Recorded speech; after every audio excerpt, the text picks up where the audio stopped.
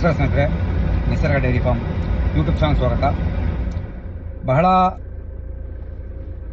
ಬಹಳ ಪ್ರಶ್ನೆಗಳು ಬರ್ತದವೆ ಯೂಟ್ಯೂಬಲ್ಲಿ, ಇನ್ಸ್ಟಾಗ್ರಾಮಲ್ಲಿ, ಫೇಸ್ಬುಕ್ಕಲ್ಲಿ. ಬಹಳ ಮುಖ್ಯವಾದ ಪ್ರಶ್ನೆ, ಹಸುಗಳನ್ನು ಸರ್ ಬಿಟ್ಟು ಸಾಕ್ಬೋದಾ,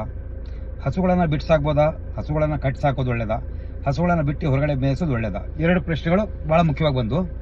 ಸೊ ಅವೆರಡು ವಿಷಯದ ಬಗ್ಗೆ ನಾನು ಹೇಳೋಕೆ ಇಷ್ಟಪಡ್ತೀನಿ. ನೋಡಿ, ನೀವು ಕಟ್ಟಿ ಸಾಕುವ ಪದ್ಧತಿ ಅಥವಾ ಹೊರಗಡೆ ಬಿಟ್ಟು ಸಾಕುವ ಪದ್ಧತಿ, ಎರಡೂ ಡಿಫ್ರೆನ್ಸಸ್ ಏನಪ್ಪ ಅಂತ ಹೇಳಿದ್ರೆ, ನೋಡಿ, ಕಟ್ಟಿ ಸಾಕುವ ಪದ್ಧತಿಯಲ್ಲಿ ನಮಗೆ ಹಸುಗಳನ್ನು ಟೋಟಲ್ ಆಗಿ ಕಾನ್ಸಂಟ್ರೇಷನ್ ಫೀಡ್ ಕೊಟ್ಟು ನಾವು ಅದನ್ನು ಕಟ್ಟಿ ಸಾಕ್ತೀವಿ.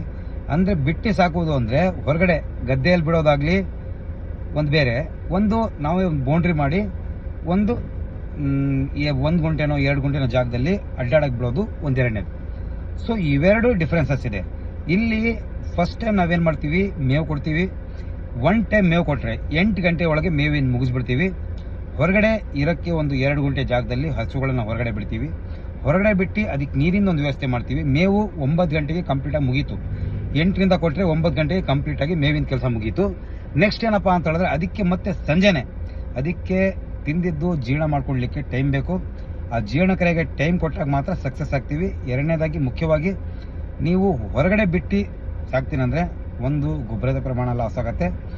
ಗೊಬ್ಬರದ ಪ್ರಮಾಣ ದುಡಿಬೇಕು, ಹಸುಗಳಲ್ಲಿ ಹಾಲಲ್ಲಿ ದುಡಿಬೇಕು, ಬ್ರೀಡಿಂಗಲ್ಲೂ ದುಡಿಬೇಕಂದ್ರೆ ನಿಸರ್ಗ ಡೈರಿ ಫಾರ್ಮ್ ಜಾಯ್ನ್ ಮಾಡಿ. ಇನ್ನೂ ಏನಾದರೂ ಪ್ರಶ್ನೆ ಇದ್ದರೆ ಕೇಳಿ ಸ್ನೇಹಿತರೆ, ನಿಮಗೋಸ್ಕರ ನಾವಿದ್ದೀವಿ. ಧನ್ಯವಾದ.